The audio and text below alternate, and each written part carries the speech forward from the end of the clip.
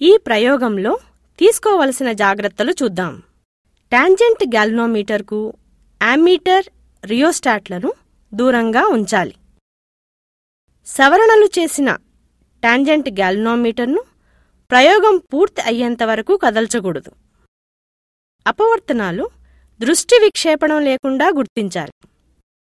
ప్రయోగం పూర్తయిన తరువాత ప్లగ్ కీని తెరచి ఉంచాలి.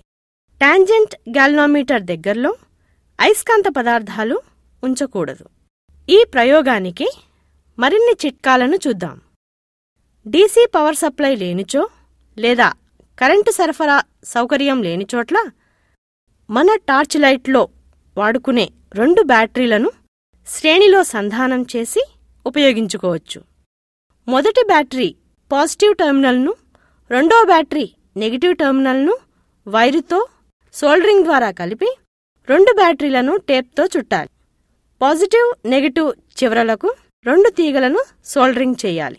రెండోది, ప్లగ్ కీ లేకుండా కేవలం కామ్యుటేటర్లోని 2 కీలను కూడా తీసివేస్తే వలయంలో విద్యుత్ ప్రసరించదు.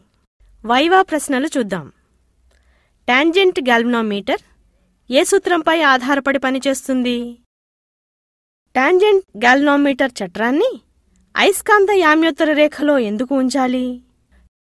కామ్యుటేటర్ ఉపయోగం ఏమిటి? రియోస్టాట్ను టాంజెంట్ గాల్వనోమీటర్కు దూరంగా ఎందుకు ఉంచాలి? టాంజెంట్ గాల్వనోమీటర్ స్థిరాంకం K ఏ అంశాలపై ఆధారపడుతుంది? టాంజెంట్ గాల్వనోమీటర్ స్థిరాంకం Kని నిర్వచించండి.